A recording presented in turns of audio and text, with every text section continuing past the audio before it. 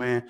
Back with another edition of the Leo G Show. Was trying to get my theme music to play, but hey, it is what it is, man. It's been a while, man, so we might be a little rusty when it comes to doing some of this stuff, man. But we're gonna go ahead and crank this thing up, man, and have a good time with it, man. As always, I got my co-host with me, man, and we're gonna do it today. I got my boy Derek over there to the east. What's going on, brother?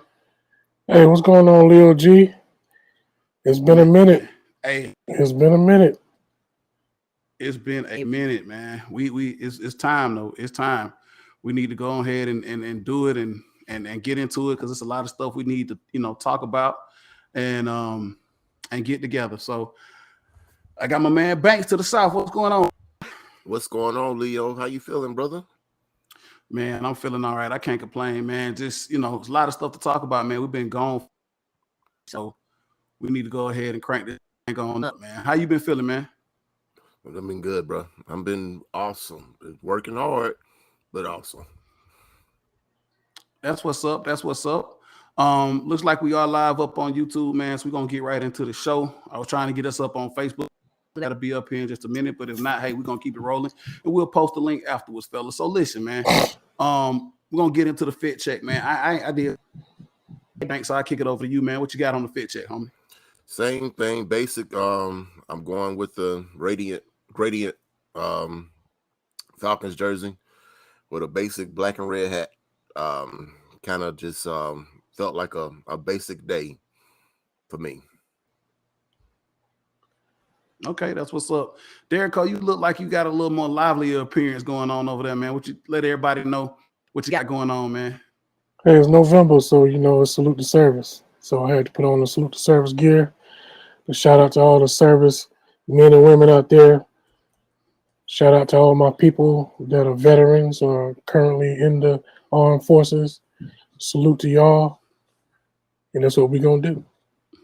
Absolutely, man. Definitely salute the service, man. I want to give big shout out to my mom, Lieutenant Colonel United States Army. Also, shout out to my late father, top First Sergeant Leo Walker, the first United States Army, both vet wars, man. So definitely want to shout out them as we just coming off of Veterans Day that just passed, man. So fellas, we're gonna jump into it, man.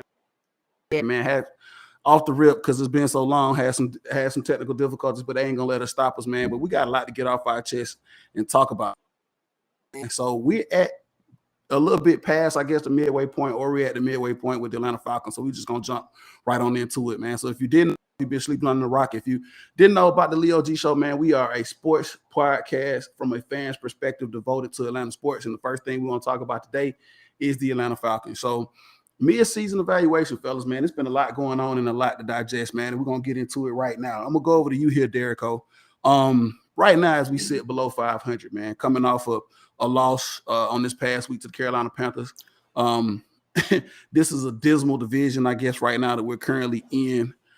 Where are you with your mid? Before we get into any details to what's going on as far as on the field, just to talk about how we talked about this team going into the season, how are you feeling now with a mid-season evaluation of where this team is? I mean, the pundits said we were only going to win 2 games. We have 4, and it's only halfway through the season. Like I told y'all before, I'm like, this whole season was just a gap year for me. So, hey, I'm watching it for entertainment purposes only, see what we can improve on, see what direction we're going. So at this point, the direction is still on an incline, so to speak, because I can see that there's a difference in the culture as far as not just blowing games away. We probably lost 2 games that we probably had no chance of winning, but the other 6 games, we were definitely into the end. So I'll say that that's a positive for me. So the trajectory for mid-season at this point for me is a B-. I think I'm going to agree with you on that, Derrico, man. We very much so are an overachieving team at this point right now, doing some things well, doing well. But if you, like you said, if you wanted to believe what the pundit said at the beginning of the season, this was a bottom barrel team, a bottom tier team that wasn't going to be very competitive, right? We shouldn't have been in the games that we were in. I think for the most part, most of the games we've played, we've been in all the way up into the fourth quarter. I mean, yeah, they had garbage time scores, I guess, here in some of the games. But I think maybe only 2 games we've played to where we have been in it to almost the last outside of 2 games, maybe. And these guys have fought hard tooth and nail. So I want to credit Arthur Smith for that and changing the culture here. Before I kick, I just wanted to, Arthur Smith has done a really good job. I mean, we're coming off another coach that, in my opinion, is stark in contrast to Arthur Smith. Arthur Smith is almost like a no-nonsense type of guy. We had a coach in here that wanted to be, I call him Coach Catchphrase, Coach Best Friend, whatever you wanted to name that guy. Arthur Smith is a complete contrast to what we had in here before. Banks, give me your miss. Where do you feel coming off the heels of us talking about where we would be going into the season and where we are right now? Well, just right the coattail of Derico. It's pretty much a surprise for me. The heart of the team has changed dramatically for what I can see. You come into the game with talking heads, whatever, talking we're going to win 2 games, and I even seen one that said we weren't going to win any. So you actually go out there in each game and you're being competitive. I think as Falcon fans, we can just take that as a win, even if they don't win. I feel like you actually are competing. I go back to that Rams game. You were down 28-3, and you fought and tooth and nail back into that game. Any team that I know down that many points going into like the second half are just folded up and like, you know what, let's just get ready for next week. They fought to the end and they could have won the game. Yeah, they could have. And they just fell short. And that right there, that going forward, you think about the other games we played, it's like, Arthur Smith might be onto something, even with the lack of a roster that we have, and you can get the best out of them. I would love to see what he can do with a full, complete roster. Yeah, absolutely. Like you said, cupboard is kind of bare. We're playing with, I guess, as some would say, minimal talent, and we're doing, they bought into it. I think for the most part, we can all agree that the guys that are on this team have bought into Arthur Smith and what he wants to do. And speaking of which, we're now starting to see an identity from this team, something that we can't say that we've seen in quite some time. I mean, Arthur Smith has implemented it. We had, our previous coach, I don't want to keep on, bringing him up, but there was a quote, was it, we want to be fast and physical. That's what he wanted the identity of that team to be. And we never kind of got there with that mantra of being fast and physical, I guess. Not from my perspective anyway. But Arthur Smith hasn't come in here with any mantras, any catchphrases, any talk. He has implemented his style of play, and he has not wavered from it. Even though I think as fans, we've gotten a little mundane and we've been a little hesitant to get on board. But hey, he's sticking with his guns into the identity of how he wants this team to be. He wants this team to be a hard-nosed, physical team. Run first mentality, and to be hard-nosed and physical, and to fight for everything, and to fight for every inch, and not to take anything for granted. You line up against your opponent. The thing is with Arthur Smith, he wants to let the other team know, hey, you're going to be in the game against the Atlanta Falcons. And I think that's been proven. Every team we played this year, the opposing team has understood that, hey, we've been in the game. We ain't been nobody's whooping boy, which was supposed to be expected at the beginning. Tooth and nail all the way down to the last play, like you just said, Banks. Even though the talent might not be where we wanted to be, these guys have fought, and they fought very, very hard. So I'm very, very pleased with where we are in the direction of where this team is going moving forward, especially with some of the things that are going to happen after this season. But we're still in this season, so we want to talk about this season and get into a little more with what's going on. So I'm going to bring it back over here to Derico. The last game we played against Carolina, I think you and I, so Banks, we discussed how we looked at this from a quarterback perspective. If you did know, Marcus Mariota, quarterback for the Atlanta Falcons, and we've been all of us have been watching Atlanta Falcons football for a long time, and I can't remember the last time I saw a quarterback performance this poor against the Carolina Falcons, against Carolina last Thursday night. I'm going to say this much, man. It wasn't all on Marcus Mariota. Football is the ultimate team sport. 11 on the field, but Marcus did not look good at all. He really didn't. So, I mean, it was bad. That's the only word I can use to describe it. I don't think there was a bright point in anything that happened on Thursday night. I mean, either that Carolina just had our number and decided, you know what, hey, we're going to expose them. With that being said, today Arthur Smith came out in the press conference and said that Marcus Mariota is still QB1. This is still the number one quarterback, because after that performance, a lot of fans were chirping on social media. Desmond Ridder was trending actually on Thursday night about, is it time for a QB change? So I kick it over to you now, Derek O, to talk about this a little bit. The performance of Marcus Mariota, very, very bad.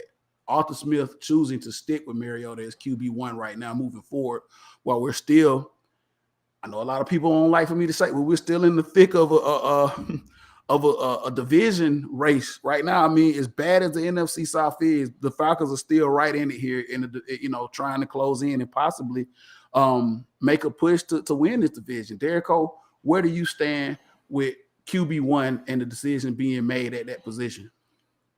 I'm going to stick to my guns. I said this stretch between the Chargers, Carolina, the Bears, I think that's 5 games. We had to go at least 3-2. So the jury's still out. So we still got Chicago. We still got Pittsburgh. And the Commanders somewhere sprinkled in there. Yeah, but I think those are the 2 next games.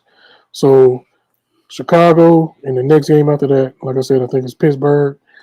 If we go 0-2 in those 2 games, it's a wrap. At that point, Smith don't have a leg to stand on as far as we're in the thick or the middle of a hunt. At that point, you just let the chips fall where they may at that point. As far as the quarterback is concerned, see what you got in Ridder. You'll have at least 7 more games to play to see what he can do. But as far as the play on Thursday, there was no bright spot on the football field from the Atlanta Falcons standpoint. The only bright spot was it didn't have a monsoon out there like they anticipated. I mean, that was the only silver lining of that game, and no major injuries that I'm aware of. But other than that, quarterback play, offensive line play, running back play, receiver play, tight end play, special teams, linebacker, defensive front, cornerbacks, safeties, trash. Everybody deserves 2 thumbs down, right? It was a bad performance. Banks, I'm gonna bring it over to you, man. I know you have a lot to say about what you've been watching on the field, especially with QB1. I know today you heard the decision by Arthur Smith to keep Mariota in there at QB1 right now, moving forward. Derek Oda, just to let you know, man, it's the Bears, the Commanders, and the Steelers are the next 3 games that we have coming up here. Bears being at home, Commanders away, and then the Steelers December 4th coming in. Banks, Okay. Over to you. Same sentiment, man. Where do you stand after watching that Panthers game, and how do you feel now about QB1 moving forward and what you're seeing with Marcus Mariota and also with what Arthur Smith said today? Well, I don't want to come out and just say that Arthur Smith has got this arrogance, or not arrogance, maybe stubbornness, maybe about him. He's gonna ride him to the dirt until it's just nothing left. We see it with our own eyes, seeing how he played, not just that Carolina game. I mean, just every game leading up to that moment. It's just like he has limitations, and we know what the limitations are. We can't keep trotting that out there and thinking that the other team is going to be like, oh, okay, well, you know what? We're going to just stop the run and then let Mariota beat us. You know what? It worked. Carolina did it. They did it twice, to be honest with you. They did it 2 times. They stopped. They loaded the box, and they dared Mariota to beat them. And, we won, their first game. And then the second game, it just wasn't happening. It's like if Mariota can't beat us over the top or just simple 15, 20-yard passes, you ain't gonna win the game. So going forward, looking at the Bears, looking at the Commanders, looking at the Steelers, the blueprint is out. They're gonna stock the box and they're gonna dare Mariota to beat you. And I, for one, I don't. I'm gonna be honest, fellas. I don't have no confidence in the man. I don't believe in him anymore. I want to see what the kid can do. If he can't do it, then then we know what we are.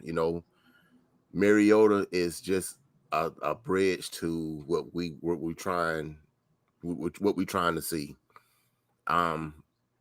What Arthur Smith said, I don't know, man. I don't know what it's going to take for him to realize, this ain't the dude. If we go out here Sunday and he throws for 102 yards and throw 1 touchdown and 2 picks, and I don't know. I don't know what else what you got to do to show Arthur Smith that this ain't it. So we'll see. I feel some of your sentiments, Banks, about what Mariota is, but let's be realistic about this, man. We knew going into this season what we had with Marcus Mariota. The detail as far as like what happened and what transpired moving into this season that ended up putting Marcus Mariota in this position. Bottom line is he's in this position. We're going to go with him moving forward. I will say this much, though. It's kind of funny that, we have another coach in this state that has been stone set on keeping a quarterback in position and moving forward with the rest of the season, especially when things are so tight. There's another coach, and I know this is a stark comparison, but there's another coach in this state that stayed with and kept with a quarterback that I think a lot of us fans were trying to figure out what exactly was with that situation. And I'm speaking of course, Kirby Smart. We'll get into UGA here in just a minute. But Kirby Smart stuck to his guns with a quarterback that, was basically, nobody knew who Stetson Bennett was. And now this man has with Georgia and looks like he's poised to try to get them back to that stage. Let's moving forward here, Derico. I'm gonna bring it back over to you. You said full circle the team was trash in the Carolina game. There have been some bright, so I don't want to take away from the fact that there have been some bright spots on this team this year. Like you said, we have been able to fight and claw our way back into some games and stay into some games. Go to the Chargers game. They stuck around. We don't want them. Injuries aren't really an excuse in the National Football League. You still need to be able to perform, go out, tackle, block, do the basics. With that being said, Derico, defensively, where are we with Dean Pease in this defense? Because done some great things in some key moments in certain games. They gave us some, and I could go back to speak on that Carolina game that we played here in Atlanta. They came up with a couple of stops that was able to get us the ball back. Then they look crazy, giving up a Hail Mary touchdown. In the previous games leading up into that Carolina game, they were able to do some things, and we were able to see Dean Pease get the most out of, a bunch of guys that aren't really that talented, especially when you look at the secondary, and we got a bunch of young players on the defensive line. Tell me where we go with this defense, man. Honestly, Leo, there's nowhere to go with this defense. There's absolutely nowhere to go. Your linebackers, all of them, putrid. You can't just go and find some more linebackers. You just can't. Secondary been hurt all year. So you're putting practice squad players out there. You got some XFL players out there. I'm not even going to talk about the defensive line. The only person that's up there is Grady Jarrett. And he's not consistent. So the best thing I can say about the defense is they're inconsistent. However, at least it looks like it's a smidget of not quitting. They know where they are, and they try do the best they can. Pease said it best. Some of the things that he do say, sometimes I'm like, bro, what are you looking at? Because if you're satisfied with what's out there, That's on you. Well, I will say the positive thing, they do get turnovers. They will get some turnovers. Now that's been lacking. Sacks ain't been the game since OC, Abraham. Abraham. So Yeah. we're not even going to contemplate the defensive end situation because it's just not happening. So the defense, man, just the only thing that you can be doing is building a mindset of doing things differently. That's the only thing that I see happening with this defense right now. Yeah, they are definitely doing things differently, man. I like I said, all the way around. I think, like going back to what I spoke about earlier, is the culture change with Arthur Smith and what he's trying to do, and that's spilling over onto the defense. The no quit mentality. I mean, yeah, they've given up some big plays and key moments, but they have been brilliant. You have seen them, do some things.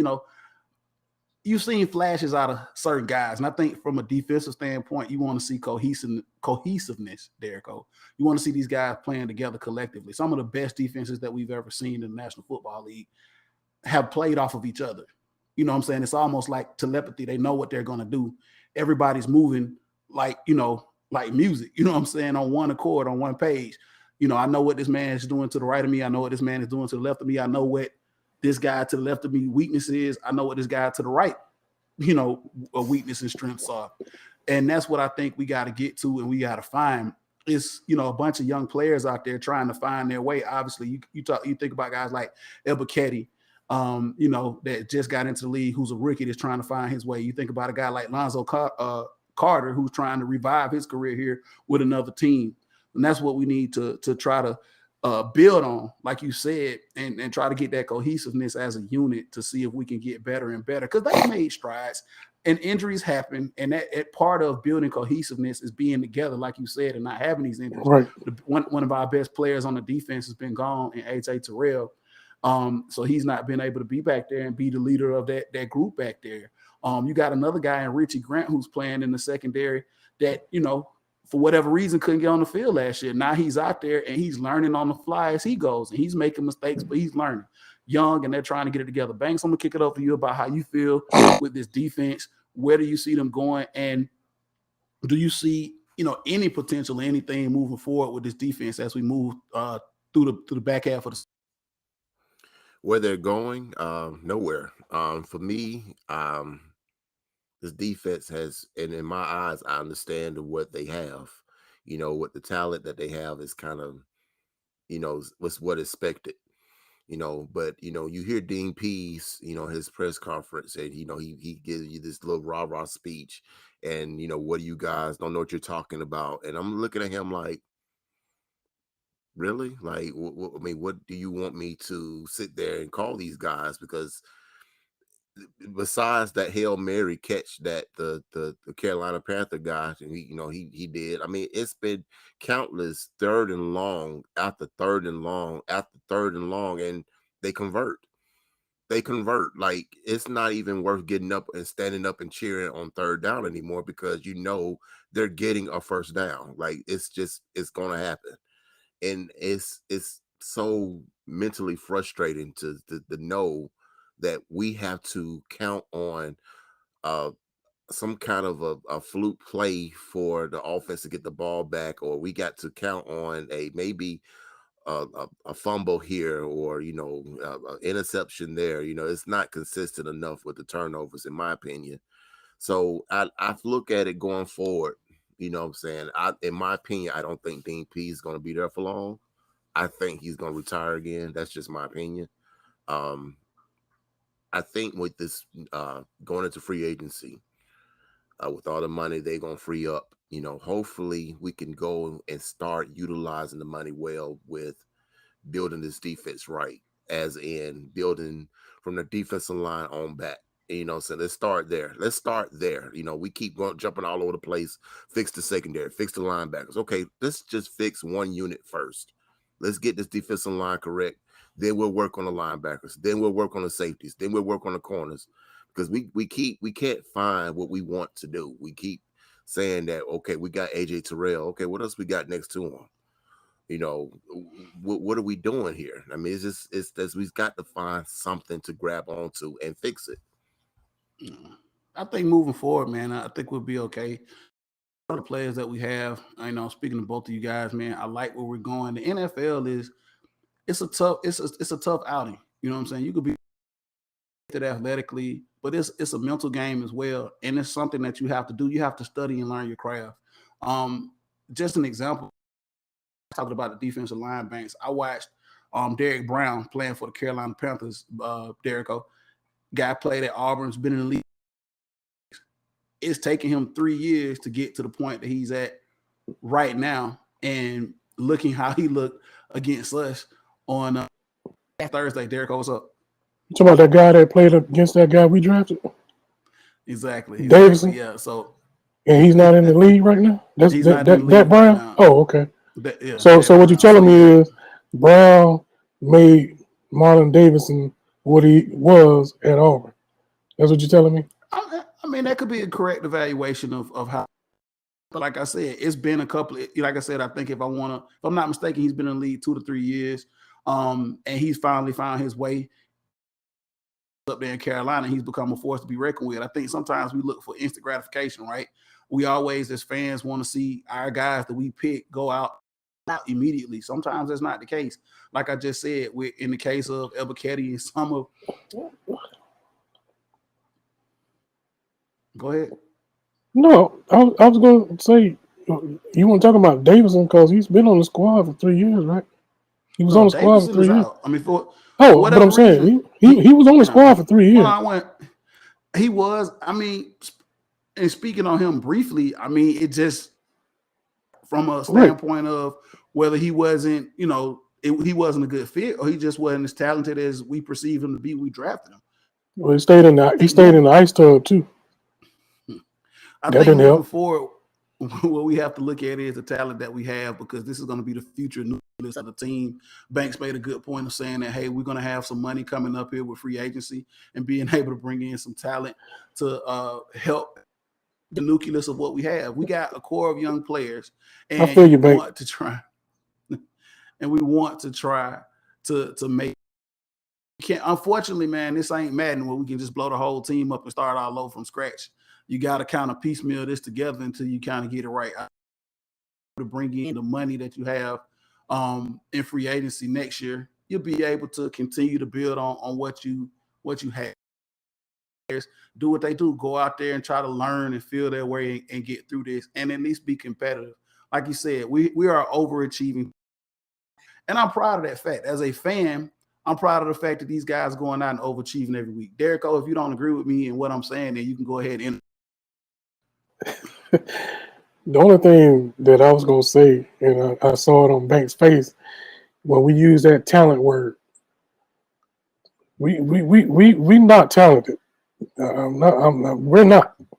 I mean, like I go with overachieving, but talent. I'm sorry. Did I say we were talented? I'm sorry. I apologize. Did I say we were talented? Yeah. Okay. Yeah. Well, and so okay. Yeah. Yeah. I will say that this team does not have a lot of talent. So I go on record as saying this team does not have a lot. But what I'm saying is, with the young guys that we have, they are going out there, they are playing, they are learning. Like I said, the NFL is a craft. Come overnight to most men. You look at guys that come into this league, how many guys that you can think of that have just walked into the league and just been great automatically? There, hundreds of guys in the NFL right now. You can only name a few elite superstars, right? But everybody else collect their teams, better, and they do their job. So I think, like I said, right now, what you're seeing with the Falcons, with this young nucleus and core of players that they got, because we came over, with the exception of a couple of pieces that still left, like you alluded to earlier, Derrico, with Grady Jarrett, and of course Jake Matthews. We've turned this team. It was once one of the oldest rosters in the league. I don't think that's the case anymore. This is a young team, and when you have young teams, you have to learn. You have to learn the league. You have to learn. We hear all this stuff all the time, but it's important. You got to learn how your body reacts when you play in the NFL. You got to learn all this stuff, the speed of the game, the learning curve, all of that. Banks, I'm gonna kick it over to you here to just kind of piggyback on what we were talking about. Going into free agency and building on what we have as a young nucleus, man. What do we need to start? What do you need? Because like I said, unfortunately, this isn't Madden. We can't scratch and say, let's start over anew. Free agency is going to come up here. We're going to have some money, obviously, the spoils of war, to pay some guys. What do we need to start per se? I know you just said defensive line specifically. Maybe that's the first thing that you actually look at, but be a little more specific what you want to see across the board. And if you could spend the money, where specifically all around do you want to throw this money? I'm glad you asked. If I was the GM, I want to start with the line of scrimmage. Now, I know you said elaborate more than the defensive line, but I also mean the defensive line and offensive line. You have to start up front where the ball is. And if you build that up, you get that foundation set. I've been screaming this for God, how long? About 20 plus years now, about how the Falcons always do everything but the interior of their team. Like you have to build your team the inside out. That's just the way you can get stability. You know what I'm saying? I don't care about your corners. I don't care about wide receivers, the tight ends. I don't care about none of that. You build, your game is won up front. Okay. Offensive line, defensive line. I would not be upset if they took all the money that they had and all the draft picks. He said, you know what? Bump everything else. Get that corrected. We already decided that our identity is going to be Smash Mouth. Then let's be Smash Mouth. Let's go out there and get that offensive line corrected. We're going to sit there. We're going to stop the run. Okay, let's stop the run. Bump the sacks. Let's stop the run. Get that defensive line in some order. Then we can talk about everything else after that. And then when we can talk about everything else in the future, it'll be much easier because up front it's already taken care of.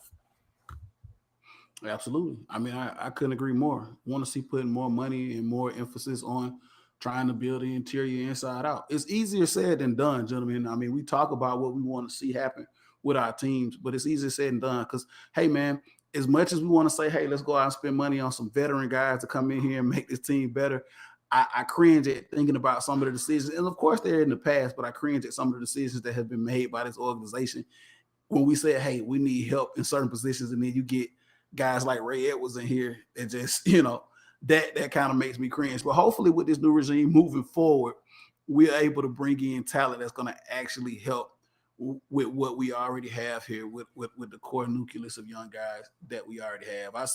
I do see some bright spots in some of the guys that we brought in. I do see bright spots, but only time will tell. Only time will tell as to how this all pans out and how this all plays out. Before we move on to the next topic here, moving forward here, rest of the season, Derek, you talked coming up and the way this team has been playing competitively, man. I mean, we talked about before we got into that Carolina in that Carolina game on Thursday night that we potentially could see more wins and could potentially be more competitive in the NFC South. As is right now, and after that performance you saw in Carolina, to the games that we have left, do you see the Falcons still being somewhat competitive in this division and making a push all the way to January? It comes down to us in Tampa Bay. Thinking about it.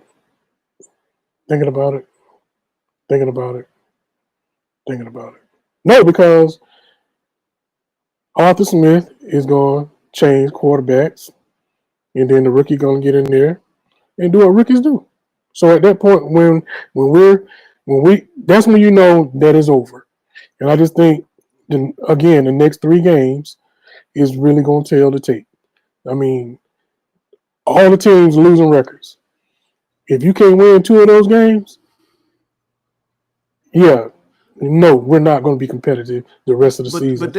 But Derek, let me ask you this before I move over. But let me ask you this before I move over to Banks. How much of this is predicated or dictated by, I guess, outside? Right? Because we all agree that Mariota is not it, right? But there is a consensus, or there are some people, I should say, that believe that he gives us the best chance to win. So you're telling me, Derek, at what point, like you said, I guess going back to what you said earlier, you take an L to Chicago or you take an L to the Commanders. So at that point, you say all is lost, and then we move on with Ritter. Yeah, I mean, there's nothing else to talk about. I already said that. I've been clear on that. At that point, you're gearing up for 2023. Do we even have a competitive chance to beat those two teams that we got coming up? Absolutely, we have a competitive chance. We have a competitive chance. I mean, it's the NFL. It just depends on how you go out there and swing. The only thing that I'm gonna say about Sunday is it's gonna be big trouble in Little China if the Bears win, and that dude behind center on the Bears team show his ass like he's been doing the last 2 or 3 weeks. I'm just telling you right now. There's going to be a lot of second guessing. There's going to be a lot of people that's. Let me go ahead and say this right now for people that's listening. If you thought we shouldn't have drafted a quarterback 2 years ago, please don't bitch about Mariota, because we could have had a quarterback 2 years ago that would have been sitting behind Matt Ryan for at least 1 year. So if you was that guy or that chick that didn't want us to pick a quarterback 2 years ago, stop it. All right, we got to move forward here. Banks, I'm going to kick it over to you here. Obviously, like you just said, you got a punch a chance, a competitive chance. The way I feel about it is, hey, evaluate. This is a game-by-game evaluation. Obviously, yeah, if we fall out of contention and Tampa, starts to ascend and win more games, then, yeah, we're at a point in the phase in our season where, we need to try different things and see what we have, I guess, in the cupboard moving forward. How do you feel about the next couple of games coming up, and where do you stand about everything, and actually, like Derrico just said, putting Ritter out there on the field and moving forward and washing the 2022 season away? Listen, Ritter's gonna come in regardless.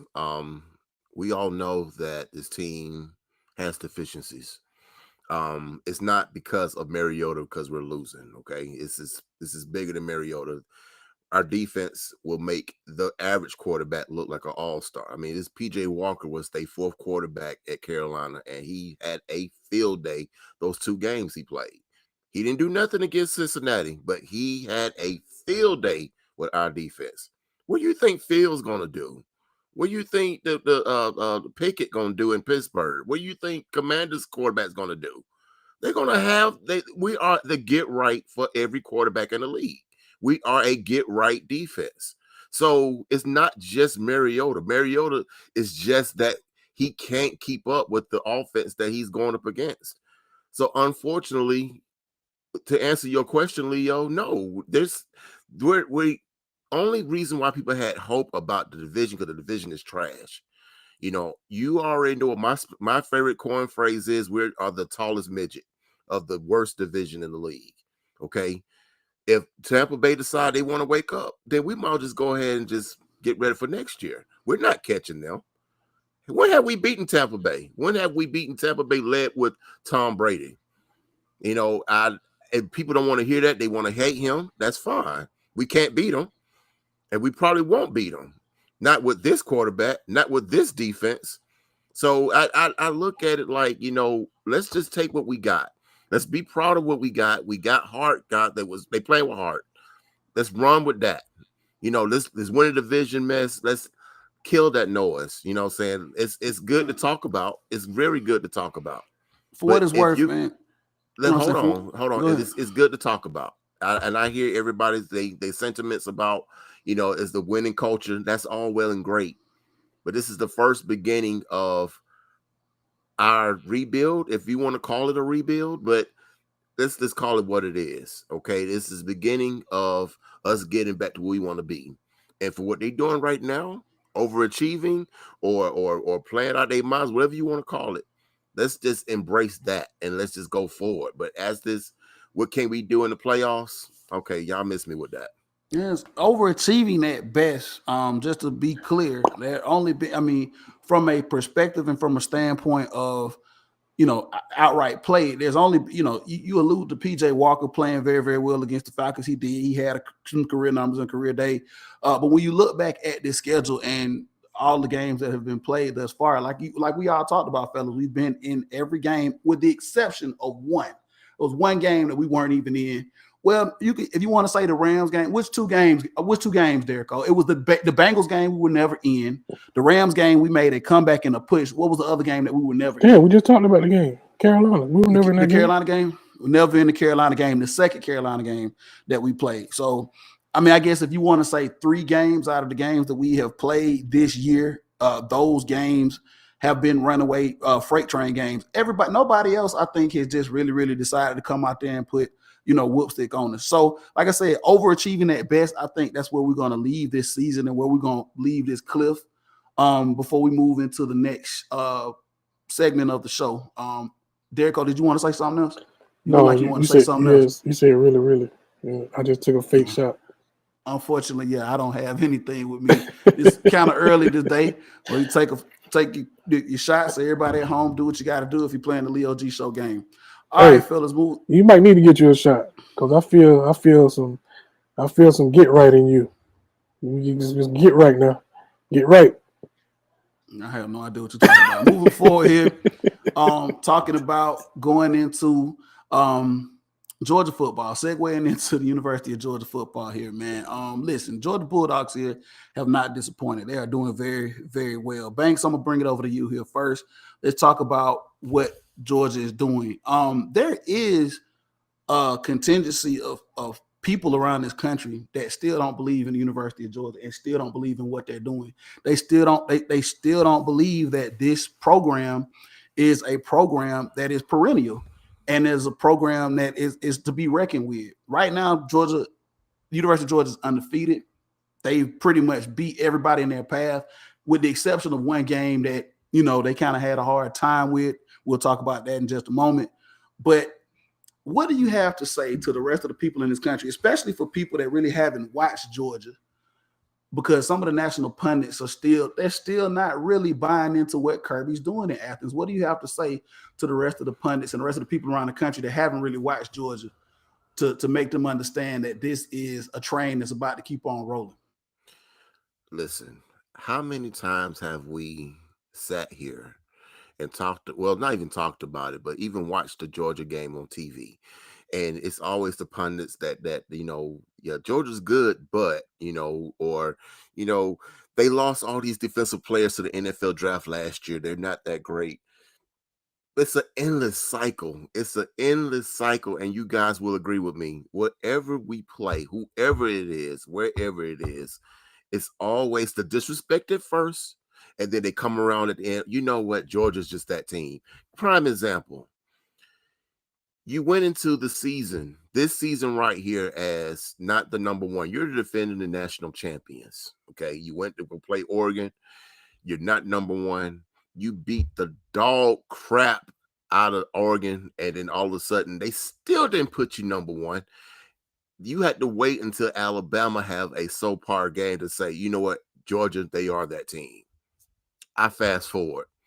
You play Tennessee. The week into Tennessee, the college football rankings came out. You're not number one. Like, why not? Why are we not number one? You put Tennessee number one. Tennessee has an offense Georgia's never seen before, and they can score in any more part of the game. Georgia don't have a chance. Georgia slapped them down. Oh, well, come on, guys. Georgia just that team. They're just that team. We hear it every time we go forward. We get disrespected. You hear the same thing and over. Georgia, you can't be on the same field with them.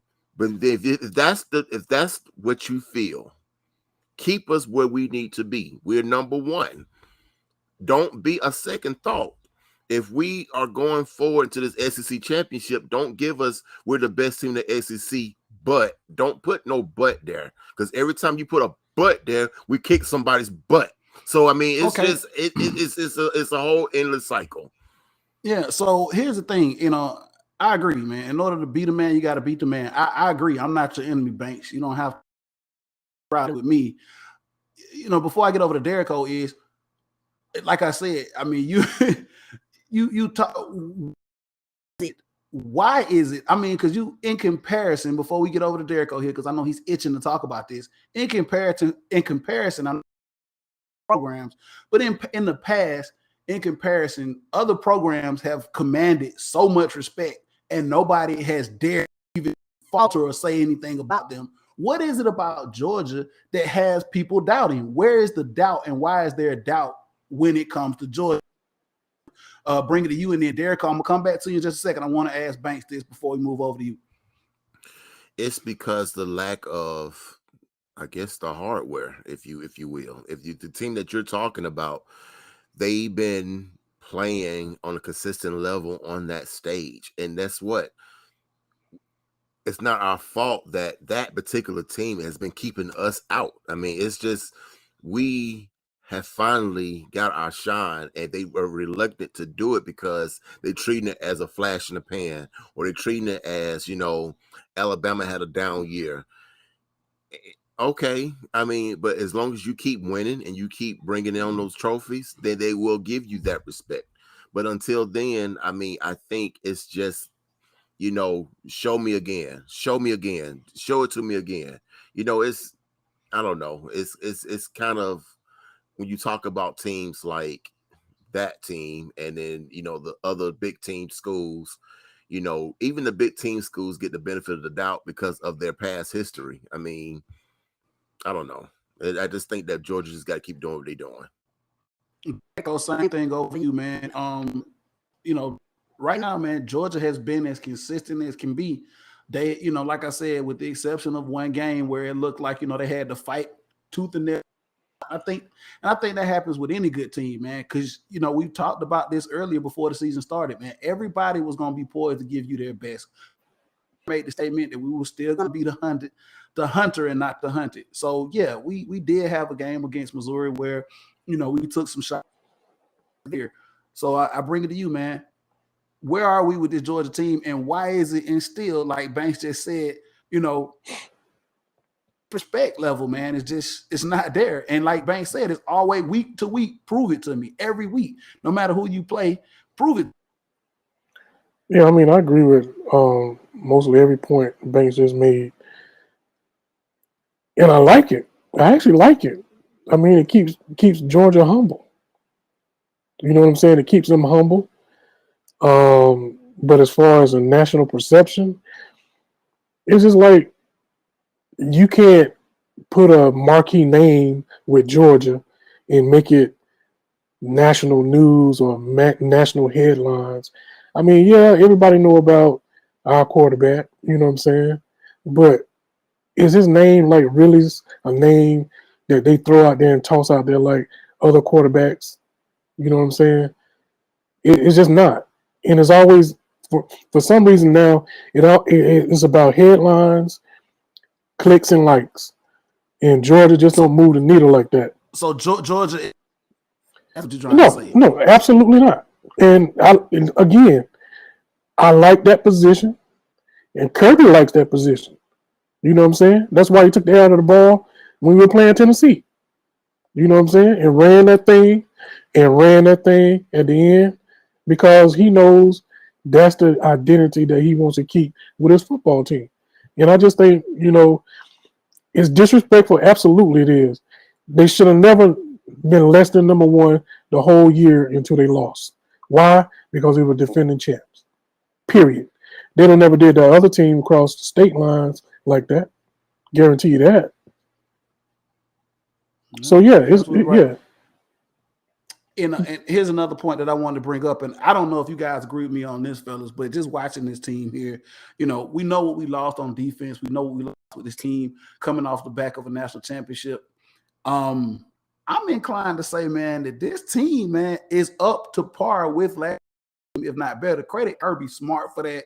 Credit Kirby Smart for bringing in talent and being able to continue to pick up and continue to move on. Which brings me to my next point. Is Georgia football now the standard that we're seeing in college football? Like you just said, we talked about the other team across the line. Banks, I'm going to come over to you first. I'm thinking that right now with the talent that I'm seeing and what these guys have been able to do, that they're just now able to, like you said, it's no such thing as rebuild with Georgia. It's reload. And I know this, being consistent with that over a period of time is very, very tough. And we did see the team across the line do it for a while, but I don't know what the state of college football if we'll ever see that again. But Banks, I pose to you that question, man, because I feel as though right now that Georgia is now the standard in college football. How do you feel about that? Listen, when you have a team that constantly, they rotate their players more than any team that I know. That if you think back to that last year's team, how many times where we were so dominant to the point where our starters didn't have to play the whole game, and then our second string and our third string played, and they was getting a taste of it. Those second and third strings are our first strings now. And guess what? They're not exactly what the last year team is, but they know what it takes to be in big moments. You understand what I'm saying? So you when would agree that this is now absolutely, it is, yes. a reload Well, reload situation now with no, what we're seeing in Georgia. no, not a reload. What do you mean by reload? Because I think what Kirby is doing, I think he's getting all his players involved Well, for yeah, situations like this year, because you go fast forward to next year, those next guys coming up gonna know exactly what they're doing because they're playing today. They're playing today. Exactly. You And what don't know I'm who saying they by are. that is the guys that we have, the stable of guys that we have and continue to bring in and recruit are being able to step up and face it. You don't see any drop off from one player to the next. So basically, if I take this guy at corner, like you said, from a rotational standpoint, the next guy that steps in there is going to look just as good at cornerback as the guy we pulled out. That's what I mean by reloading. Yeah. So I think you would agree that that's where we are. Derek Coleman, kick it over to you. Do you feel as though now Georgia has gotten to that standard where we can say, hey, man, this talent is good enough to where we just reload? Hey, we pull this 5-star kid off, this other 4-star kid is going to come out and feel the same exact void. Oh, absolutely, 100%. I mean, when like you were just comparing what we was talking about, and I hate to go back, but to compare how the Falcons' depth is and what you're talking about with Georgia, when you could just plug a guy in there and don't miss a beat. That's when you got depth. That's when you got recruiting. That's when you got, like Banks was saying, when you got folks that have played and understand their assignment. If you looked up to that team last year defensively, you want to be where they were. So you're going to do everything that you can to absolutely try to hit that mark. You know what I'm saying? When you see at least 6 or 7 guys from that defense get drafted in the league, I mean, that's what you're aspiring to do. So of course you're going to pick up your game. Of course you're going to take something away from that squad and say, hey, this is where we want to be. No, they don't have the big names like last year's squad, but like you talked about earlier, Leo, there's something about playing as a team, as a unit. You know what I'm saying? When you gel as that's when you know, hey, I know what this guy's going to do. I know what this guy's going to do. I'm going to feed off this guy, and I'm going to listen to him. I'm going to repeat it after him, and then I'm going to send it back to the younger guys and say, hey, this is what we got to do as a team. When you come in and take my place for a play or two, you can't come in there loafing. You got to come in there hitting it hard so that you know that, hey, there's no drop off. Nobody across the line of scrimmage can say, well, when he come in, we can handle it. No, we don't want that attitude. Absolutely. I think that's where we are with this team, man. Kirby has found his way. I mean, obviously, it takes a lot to continue to be consistent across the board with doing that year after year after year. But I think as of right now, that Kirby has the formula to continue to be successful moving here forward. And I think that right now, there is no doubt in my mind that the University of Georgia is the best team right now in college football. I think the only team that can beat the University of Georgia is the University of Georgia right now. And I think moving forward, this team is going to be just as successful as they were last year. Like Kirby's approach, one game at a time, Kirby has learned a lot in his tenure at Georgia. Kirby has given the opportunity for these kids to celebrate the small things and then erase and move forward. And a matter of fact, I want to say this past game here, when they were moving into the Mississippi State game after a big emotional win in Tennessee, I think Kirby had set up in his mind that he needed to bring those guys down off of the high. And the kids walked in there and told Kirby, hey, yeah, we moved past it, coach. We moved past it. And I think that's the highest mark as a coach when your team, the mindset is there. Like, hey, we already know what you want out of us, coach. We're there. Let's go. Let's move into Mississippi State and go in and handle our business in Starkville, man. Right now, best team in college football is the University of Georgia, hands down. And I'm not biased. I'm just, the eye test doesn't lie. The eye test does not lie. Like I said, you looked at Mississippi State, they kind of hung around. But like you said, Banks, we continue to go in there and just do what we do, man. Eventually, man, it's like, hey, we don't have any more horses that can run. And that's what's been happening with the talent there. So moving forward here, before we wrap this thing up, man, I think obviously I put in the outline asking the SEC and were they the best conference in college football competitively, and I think they are. I think barring this, some would say that some teams are having a down year, whatever. I don't care, especially for that team across the line. It is what it is, so be it. But I think competitively, the SEC is still the best conference, hands down, in college football. With that being said, Banks, I'm gonna kick it over to you here. College football playoffs. Right now, as it stands, Georgia's going to be number one tomorrow night when the college football rankings come out. We already know that. There might be some shaking and shuffling with the other teams behind them. I know TCU still undefeated. I know Tennessee is still making a run and a push to make, to be up there in those standings. Do you think, or do you see, as it stands right now, a possibility of two SEC teams getting into the college football playoffs? As it stands now, it's a good chance. I think it all depends what happens with the Ohio State-Michigan game. Okay, if that game is not close, then I think Tennessee is in there. If that game is close by, let's say, like an overtime game or a field goal game, and TCU runs the table, I think Tennessee's out, and I think UGA will be the only SEC team representing the playoffs. But I think the key is that Ohio State-Michigan game. I think Tennessee fans will tell you as well that they are hoping that that game is a blowout, and they can be no doubt that they'll be the best one-loss team in the country.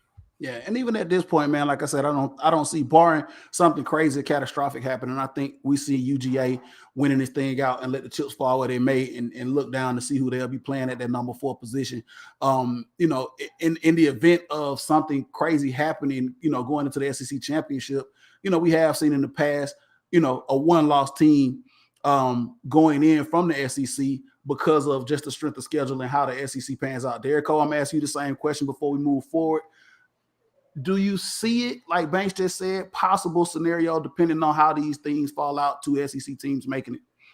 I mean, except no one, bro. You kind of touched on a scenario that I was thinking about. I'm not blowing LSU off in the SEC championship. I'm just not. We can't blow Kentucky off right now. You know what I'm saying? They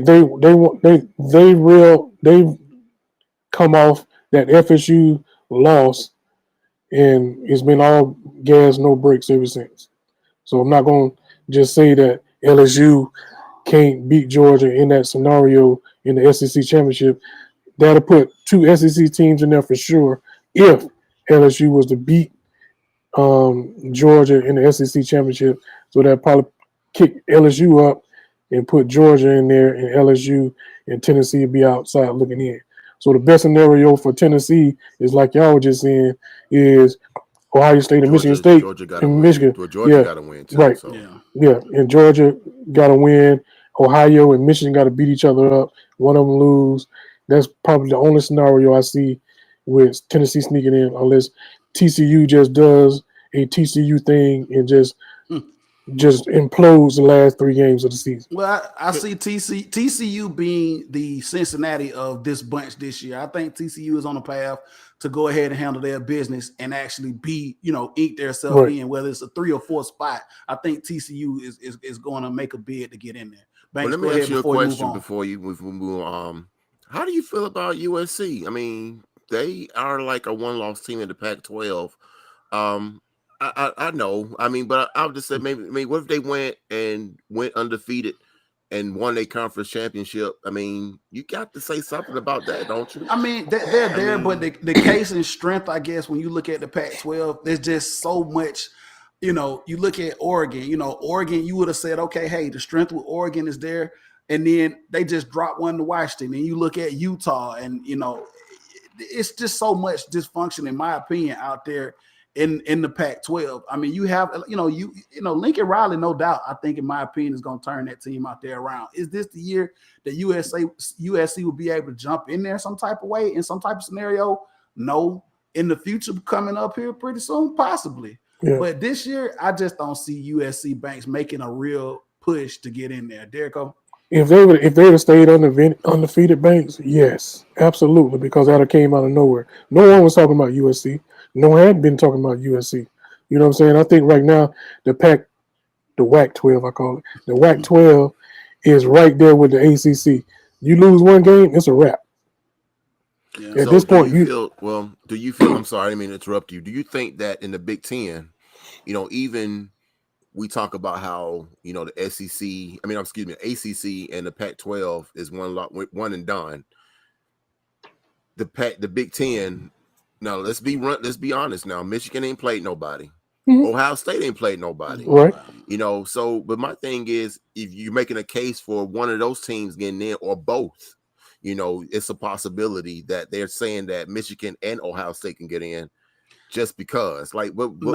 Like, why are we talking about? Because, like, that? you just made your point though, Banks. The point is the strength of the schedules off of both of those guys. If you do take a one-loss team, like you just said, they have it. The strength of schedule shows that if Michigan beats Ohio State, and you look to say, okay, can we put Ohio State in the playoffs? Then who the hell did Ohio State play? In comparison, you can say the same thing, I guess, for the WAC-12, like Derrico just said, but it's one of those scenarios. It's like, well, who the hell did you play? Because Purdue, Northwestern, who? but the USC plays some ranked teams though. I mean, they about to play they about to play UCLA. They about to play Notre Dame. I mean, they're not ranked, but you see, comparison to what Michigan is playing. Michigan playing Tennessee Tech. I mean, come on now. I mean, it's a compare. If you want to do apples and oranges and comparison side by side, USC got the better schedule. This probably would have been the perfect year for that 12-team playoff. Absolutely. Yeah, it would have been.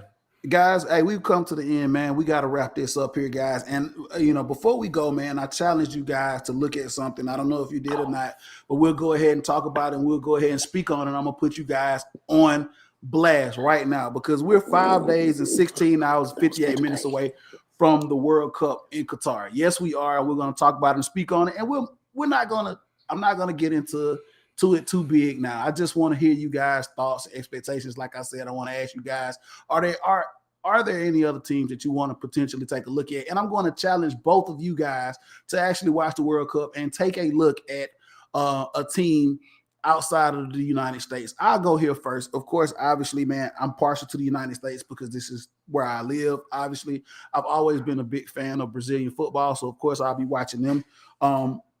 Also, the Senegalese team, I'll be taking a look at them. Any of the African teams, Morocco, Senegal, you got Ghana in there. Take a look at those guys and see what they're going to do. And as always, you're going to have the powerhouses. I just spoke of Brazil. You got the Argentine team. You got the Germans, and, of course, Portugal and the Spanish. A lot of teams, a lot of good football that's going to go on in Qatar. A lot of controversy as well as we talk about that World Cup moving forward. The first time we've had one going into the winter here as opposed to during the summer months. Banks, I'm going to kick it over to you. Don't know how much research that you did. I don't know if you're excited about the World Cup, but can you tell me outside of the United States, are there any teams that you're going to keep an eye on? Or today, if you want me to give you a team, I will for you to keep an eye on and to watch as the World Cup here starts in the next couple of days. Let me know. Well, going back what you said, I think I'm going to go ahead and follow the Brazilian team. I think that, for their past history, that sounds very bandwagonish and very farewell-ish fan of picking up the best team that did the best. But I think I'm going to follow Brazil. Okay, Group G, Brazil, in a pretty decent group over there. Looks like they're in Group G with Cameroon and some other, I guess that's the Swiss over there and somebody else over there. But yeah, Group G, Brazil. So you're going to keep an eye on them. Of course, obviously, if you're watching the home team, USA. And I'm going to remind you guys and blow your guys' phones up, man, and remind you, hey, let's check out some of this World Cup at Qatar. Banks, it don't look like that because, yeah, we're going to look at a little bit of this and we're going to discuss it moving on into some of these other podcasts. Derrico, I'm going to get with you before we close this thing out, man. Do you want me to give you a team specific? No, sir. No, sir. No, sir. Okay. Yes, sir. You already got it. Okay. In just a couple of minutes, looking down at your phone, you don't find somebody. Go ahead. Oui. French. Oui. I'm going with oui, baby. And y'all know why.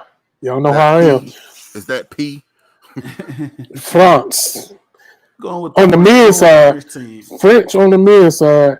And I'll never go wrong cheering for the Brazilian team on the women's side. Yeah, man. The French are the defending World Cup champions, man. Obviously, a very, very strong team, man. Got a lot of strong players on that French team, man. You know, just thinking of Paul Pogba, Mbappe, Griezmann. It's a lot of, yes, melanin on that French team, man. Like I said, they're the defending World Cup champions. Absolutely, man. So I'm excited, guys. 5 days countdown into Qatar World Cup. We will be discussing it, guys. I want us to get a little deeper into our soccer knowledge. So I think it'll be fun, man. Banks, you're following the Brazilians, so we'll see how that works out. You'll be able to tell me what they're being able to do over there in Group G. And, of course, Derico, you'll be able to follow the French and see how they're doing over there. And, of course, I am going to follow, obviously, the United States. And I'm gonna take a couple of African teams. Like I said, I want to see what the Senegalese do. I'm going to take Cameroon. And also I'm going to see what Cameroon, the Senegalese, and I want to say Ghana. Yeah, so I'm going to take all the African teams there. I want to see what they're going to do in their group stages. And hopefully, man, when we talk about this, I want to see the teams that we're looking for move on into the round of 16 out of the group stages. And, of course, we want to see the USA move into the round of 16. All right, guys, man, we're going to end the show here, man. Very, very good show tonight, man. We kept it. You know, we kept it like we usually do, man. Banks, I'm going to kick it over to you first. Let everybody know where the people can find you, man. You can find me at Antoine Jarrell Banks on Facebook and Baby Banks 80 on Twitter and the Gram. And since we didn't do a drink check, I'm gonna let you know what I was sipping on my Douce. That's what I was doing. But that's what's up. Yeah, bro. That's what I was doing. And then that's where you can find me at, and hit me up. All right, that's what's up. Sorry about the drink check tonight, fellas. We'll get back into it, man, as we get some more consistency going into the show. Derico, let the people know where they can find you. You can find me on Facebook at Stacy D. Derico. If you're lucky enough, you can catch me on IG at Derico_Virgo. And you can catch me on Twitter, VSU96SDD. That's what's up. That's what's up. You can always catch the Leo G Show on Twitter. That's at the Leo G Show, the number one, at the Leo G Show, the number one. You can also catch me on my personal Twitter page. That's Southern Set with 2 T's. Even though now I don't know how much of this Twitter stuff I'm gonna be doing now that your boy done bought them, because it's getting real crazy over there in them Twitter streets, man. I don't even know if I want to be a part of that no more, Derico. I don't know if you guys been seeing the stuff that's going on over there. No, I got a confined You got a space. filter. Stay in your own space. I see. Yeah. I'm gonna have to move over to Clubhouse or something and see what. Banks, you're gonna have to tell us how it work over there in Snapchat and WhatsApp and TikTok. Let us know how we can jump in over there, man. Oh, one more thing. Sorry. One more thing, Leo. Yes, sir. Welcome to the Foul Corner Players, Leo G. He is now a member of our tailgate crew, Hey, Leo man, I G. appreciate it. Appreciate, man. The Foul Corner welcome. Players. Foul Corner Players, man. Shout out to the Foul Corner Players, man, going down on this game coming up against Chicago, man. If you want to see us, come out, corner of Nelson and Northside Drive, right across the street from Atlanta Tucky Brewing. Banks, we still have yet to see you, man, but we understand. We want to get you out at least one. I understand. We understand. And I We're want not to gonna come hold it this to you. Sunday. I really want to come this Sunday. I want you guys to invite me up, and I want to see what it's all about. I don't want to come this Sunday. I don't want to come this Sunday, babe. It's gonna be 20 degrees out there in the morning. I'm coming. Drink you some drink, man, and suck it up. Grizzly Bear status and all. We will be out there, man. So yeah, shout out to the Foul Corner Players, man. Shout out to all our people that make it happen over there, man. If you guys didn't know, if you want to see it, man, Derico and this group have been doing this, I want to say since 2006, if I'm not mistaken. 2007 that they've been doing this over there at the corner North Side and Nelson, man, and they put on the show, man. So if you got tickets, come on out. If you don't have tickets, come on out, man. My man Smoking Butts, man, he does it right with the food. We got the drinks over there. We got the TVs. We got to set up everything, man. We up there early. So, hey, man, if you want to come up there, get you some breakfast, get filled up before you go in the game. If you want to stick around to see what else, you know what I'm saying, Butts putting out, man, hey, come on up there and do it, man. And reach out to us if you want some more information on it. Banks, we're going to hold you to it, man. Open invitation. We got some other people, too. I ain't going to call them out. Shout out to Rayshawn and Zia Mara for coming through earlier in the season to one of the tailgates, man. If they out there listening, man, Reggie. Shout out to my man Reggie, obviously, for coming through, man, and checking it out. Also, shout out to DJ K-Ro. I forgot to shout out DJ K-Ro, who'll be up there spinning the tunes at the tailgate as well, man. It's a good time up there. And we'll say this: once I come through there, we make sure all three of us get a picture so we can put it on social media, so we can be all three of us together and to let you know that we do exist together. Absolutely. All right, man. This has been another edition of the Leo G Show. I'm gonna see if I can get my theme music. If not, thanks for coming out. God bless you and good night.